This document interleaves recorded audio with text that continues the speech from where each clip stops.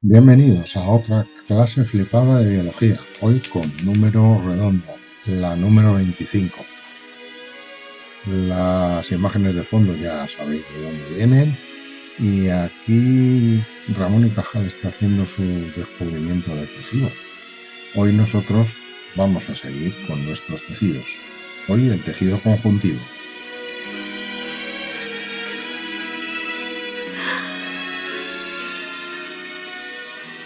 ¿Por qué no vienes?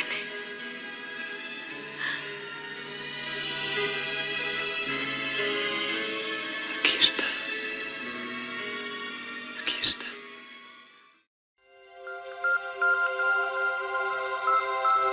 Jamendo.com. El tejido conjuntivo o conectivo, que también se le llama así, es un tejido que se suele considerar de relleno. De hecho, fijaos, se llama conectivo porque permite conectar otros tipos de tejidos entre sí. Por eso también pues, cumple esa función como de relleno. Pero no es un mero relleno. El tejido conjuntivo, además, es el tejido que va a aportar nutrientes, va a recoger productos de desecho, o sea que va a ser un tejido de soporte fisiológico, especialmente para tejidos como los epitelios, que no están vascularizados. Sin embargo, los tejidos conjuntivos sí lo están y entonces pueden conseguir y difundir fácilmente nutrientes. Bueno, pues las características que permiten que estos tejidos puedan tener esa función conectiva las podemos ver en esta tabla. Aquí podemos ver los diferentes tipos de componentes que pueden aparecer en los tejidos conjuntivos. Por una parte hay células fijas, es decir, células que no se mueven, que están permanentemente en el tejido conjuntivo. Las principales son los fibrocitos, que son las células, digamos, titulares, las células que forman los tejidos conjuntivos. Además, puede haber células mesenquimáticas, que son células embrionarias. Son células que pueden diferenciarse en cualquiera de los otros tipos de células del tejido conjuntivo. Y finalmente las células reticulares, que tienen una función muy específica y aparecen sobre todo en los órganos linfoides, como vamos a ir viendo. Hay otra serie de células que son células móviles, células que no están continuamente en el tejido conjuntivo y que pueden aparecer pues, cuando las circunstancias lo requieren. Por ejemplo, los mastocitos o los macrófagos o las células plasmáticas, todas ellas relacionadas con la defensa inmunitaria. Además de todos estos componentes celulares, hay fibras proteicas y la sustancia intercelular. Las fibras proteicas son variadas. Las tres más importantes son el colágeno, la reticulina y la elastina. Y la sustancia intercelular está formada, pues además de por el líquido tisular, que es bueno, pues una disolución parecida a la de los citoplasmas celulares, tiene también glucoproteínas y proteoglucanos, de los que hablaremos un poquito más adelante. Bueno, las células fijas principales son los fibrocitos. Quería hacer un primer comentario que nos va a servir no solo para el resto de este vídeo, sino para sucesivos vídeos. Van a ir apareciendo nombres de células con dos terminaciones características. La terminación cito va a referirse siempre a células ya maduras, de modo que los fibrocitos, de los que vamos a hablar ahora, son las células maduras del tejido conjuntivo. Las células inmaduras de las que proceden los fibrocitos se llaman fibroblastos, y ahí viene la segunda terminación importante. La terminación blasto se utiliza para referirnos a células inmaduras que terminarán dando a las células, digamos, residentes de cada tipo de tejido. Bueno, y sin más, pues aquí tenemos a los fibrocitos en una imagen de microscopía electrónica. Entonces, fijaos que son células alargadas. Lo de fibrocito alude a que tienen forma alargada, forma de fibra. La parte más oscura que veis es el núcleo, con el nucleolo en el centro, y fijaos cómo alrededor hay una separación notable entre células que está ocupada por la sustancia intercelular y las fibras, lo que se llama la matriz extracelular. Esta otra imagen son también fibrocitos, es una imagen de microscopía óptica en donde se aprecia, claro, menos detalles, pero se ve mejor cómo las células están muy separadas unas de otras y cómo está el espacio entre las células ocupado por la matriz extracelular. Otro tipo de células fijas en algunos tejidos conjuntivos son estas otras, que son las células mesenquimáticas.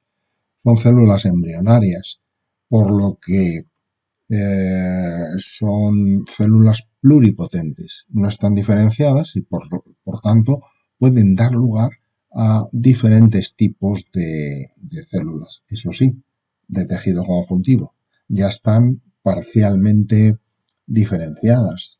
O sea que a partir de ellas no se puede obtener, por ejemplo, células epiteliales o células musculares. Bien, y por último, entre las células fijas tenemos las células reticulares, que son estas otras que veis aquí, la número 3.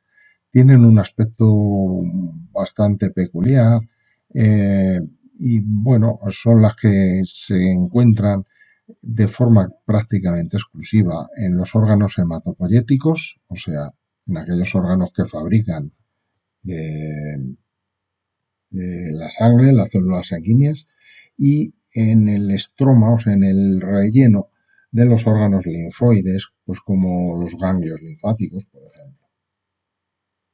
Como os decía antes, además de las células, digamos, residentes en el tejido conjuntivo, hay otras que son eventuales, que pueden ir y venir, y que son las células móviles.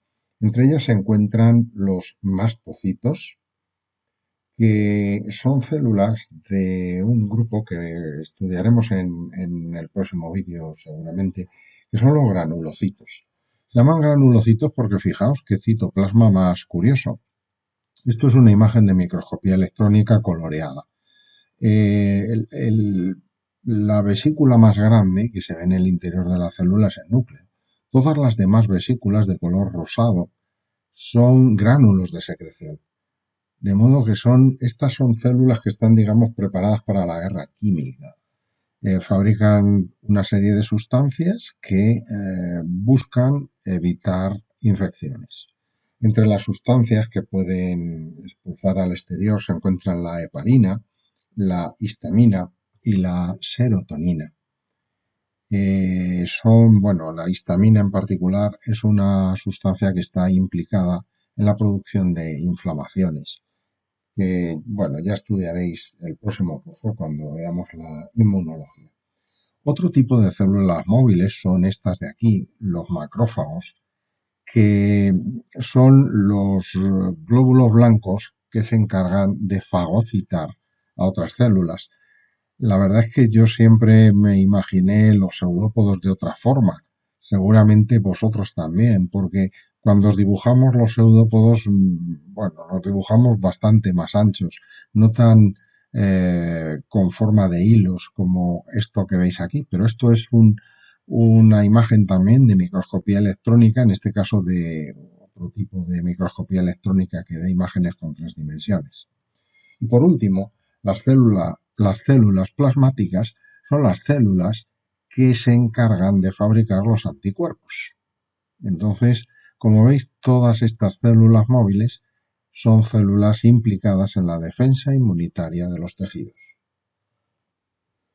Y además de los componentes celulares, en el tejido conjuntivo son importantísimos los componentes acelulares, la matriz extracelular, que está formada por una parte por la sustancia intercelular y por fibras. La sustancia intercelular está constituida, además de, fundamentalmente por agua, pero además de esto, por proteoglucano y por glucoproteínas.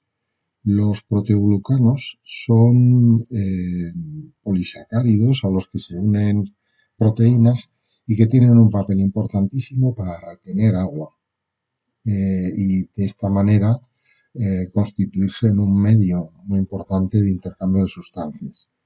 Por su parte, las glucoproteínas, sobre todo, tienen un papel de comunicación entre células y entre las células con la matriz. Las más abundantes o las más importantes son las llamadas fibronectinas, como las que estáis viendo en esta imagen, y que pueden cumplir un montón de funciones. Vamos, especialmente actúan como si fueran sensores que transmiten información a las células. Y respecto a las fibras, pues hay tres tipos de fibras muy distintas. Dependiendo de cuál predomine, pues el tejido conjuntivo puede especializarse un poquito en un sentido o en otro. Por ejemplo, las fibras de colágeno son flexibles y muy resistentes a la tracción.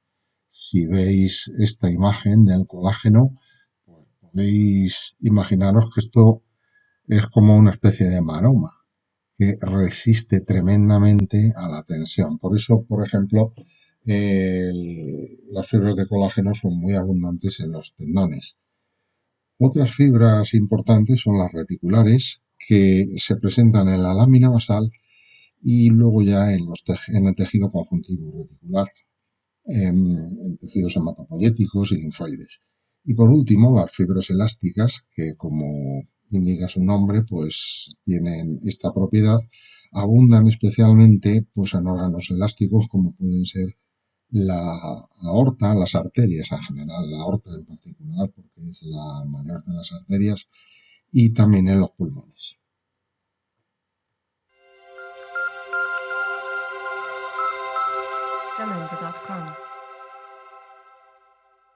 Bueno, y ahora vamos a ver que hay alguna variedad de tejido conjuntivo.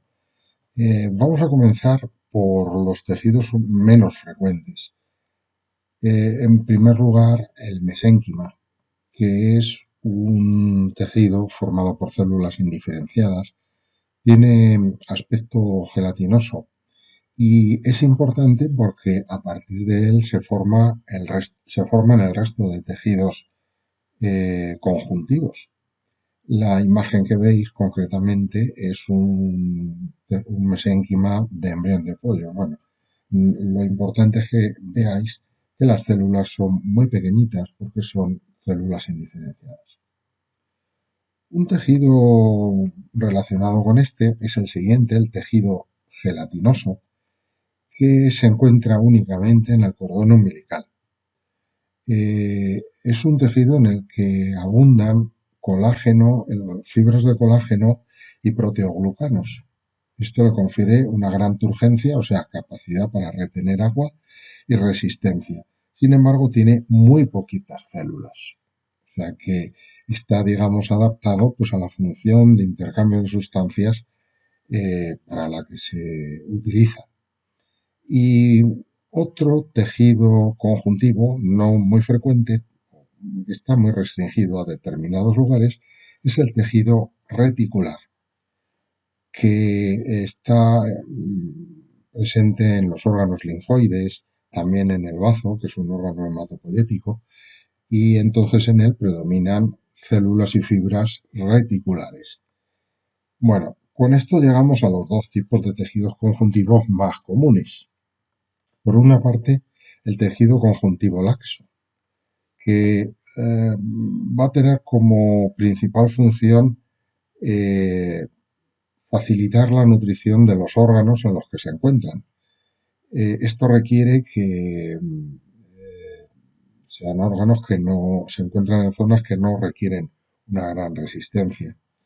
Para poder cumplir bien esta función de nutrición de órganos, pues nuevamente es la matriz extracelular la que aparece tremendamente desarrollada para que pueda albergar agua y de esta manera almacenar e intercambiar sustancias de desecho y nutrientes.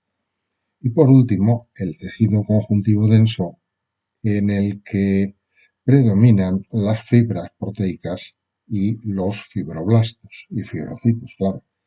Está presente de entrada en la lámina basal de todos los órganos, huecos, eh, para servir de soporte mecánico también al órgano. Y estos son todos los tejidos conjuntivos.